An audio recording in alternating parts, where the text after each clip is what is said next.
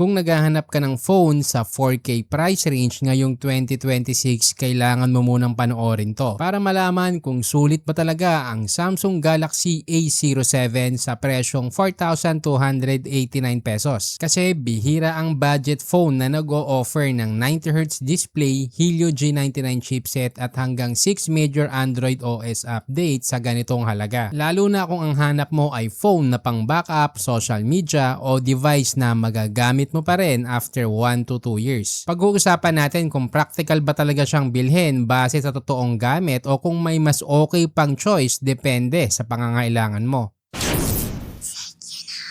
Simulan natin sa display kasi dito pa lang makikita mo na agad kung anong klaseng user ang tina-target ng Galaxy A07. May 6.7-inch HD Plus PLS LCD display ang phone na to. Malaki ang screen at sa presyong ganito, malaking bagay agad yan. Komportable siyang gamitin sa panonood ng YouTube, pag-scroll sa Facebook at TikTok, pati sa pagbasa ng articles at pag-reply sa messages. Hindi ito Full HD kaya klaruhin na natin agad. Kaya kung sanay ka sa mas mataas na resolution at sobrang lapit ng mata mo sa screen, mapapansin mo na hindi ito ganon ka-sharp. Pero sa normal viewing distance, malinaw siya at sapat para sa daily browsing at media consumption. Ang pinakamalaking improvement dito ay ang 90Hz refresh rate kasi from 60Hz sa previous model, mas smooth na ngayon ang galaw ng screen. Mararamdaman mo to sa pag-scroll, pag-swipe at paglipat ng apps. Sa madaling salita, mas fluid na ang experience.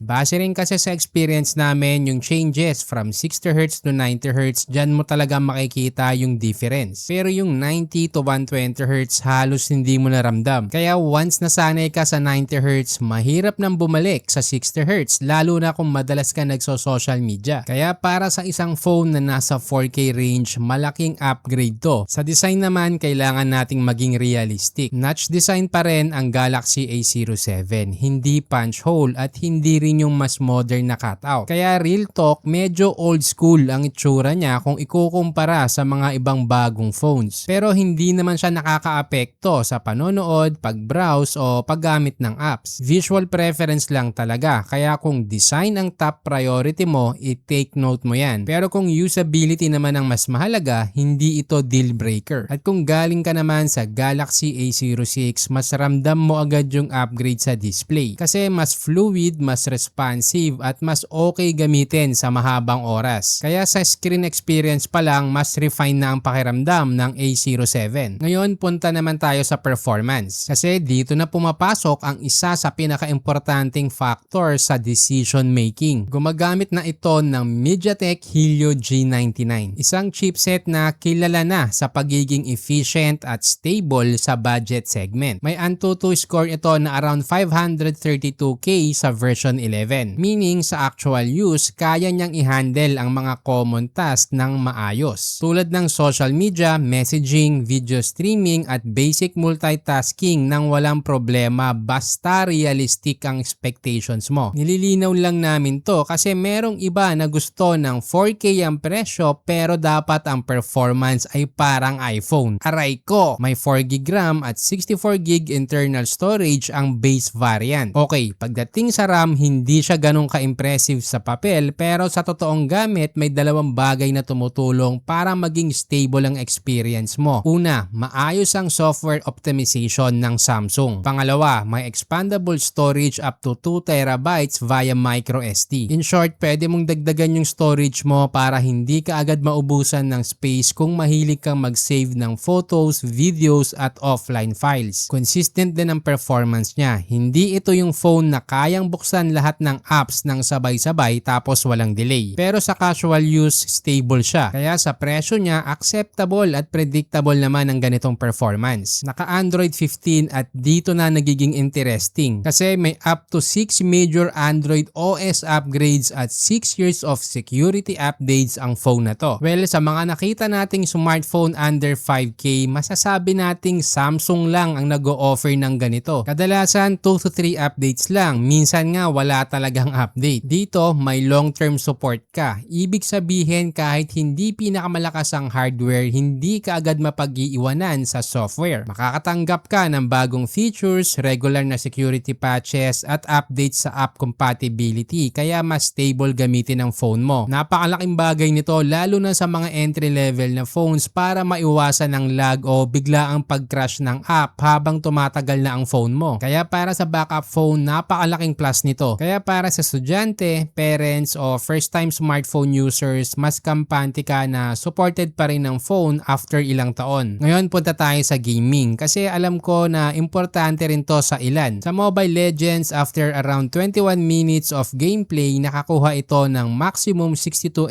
FPS at average na 59 FPS. Ibig sabihin playable siya. Pero again, hindi natin to pinoposition bilang gaming phone. Pero kung casual gamer ka lang at paminsan-minsan maglalaro, kaya niya basta sa tamang settings. Stable din naman ang frame rate at hindi biglang nagda-drop. Kaya kung ikukumpara sa Galaxy A06, mas consistent na ang experience dito dahil sa Helio G99. Hindi naman sobrang laki ng difference sa numbers, pero sa actual gameplay, mas refined at mas predictable ang performance. Ngayon, camera naman tayo. May 50 megapixel main na may autofocus. Kasama ang 2 megapixel depth sensor. Pero uunahan na kita, hindi ito camera focus phone. Pero sa magandang ilaw, malinaw naman ang output. Para sa social media post, pang document at pang araw-araw na photos, okay siya. May 1080p at 60 fps video recording na magandang bonus na din sa budget phone. Hindi ito pang vlog setup pero usable para sa short clips at pang memories. Ang front camera ay 8 megapixel which is sapat na para sa video calls, online meetings at pang selfie basta maayos yung ilaw. Sa totoo lang, ang tamang expectation dito ay simple lang. Sa good lighting, okay ang result. Kaya sa low light, wag ka nang masyadong umasa. At okay lang yun dahil align siya sa presyo. May 5,000 mAh battery na sa actual use kaya niya ang isang buong araw ng normal usage. May 25 watts fast charging support din. Hindi ito pinakamabilis pero sapat para sa daily routine. Sa features naman, simple pero practical. May dual SIM support kaya pwede mo siyang gamitin para sa personal at work number. May IP54 rating din. Hindi ito pang swimming pero dagdag peace of mind kung maulanan o may konting talsik ng tubig. Kaya dito makikita natin na ang focus ng Samsung ay practicality. Hindi siya loaded ng kung ano-anong features, mas focus siya sa basic needs. Ngayon, para kanino ba talaga ang Samsung Galaxy A07? Kung naghahanap ka ng backup phone, swak siya. Stable, updated at pang matagalan ng support. Kung pang social media at casual use ang hanap mo, okay siya dahil sa malaking screen, mas smooth sa scrolling at solid ang battery life. Kung magiging unang smartphone mo to, estudyante ka o parent na bibili para sa anak, bagay siya dahil simple lang gamitin at may long-term updates. Actually, nakikitaan nga din namin to na pwedeng gawing company phone or grab car driver ka na gagamitin mo lang sa pag-accept ng booking or pang maps. Pero kung hardcore gamer ka o camera ang top priority mo, hindi ko alam kung anong ginagawa mo sa video na to. Meaning, hindi ito yung phone para sa'yo. At okay lang yun kasi hindi naman yun ang target nila. Sa presyong 4,289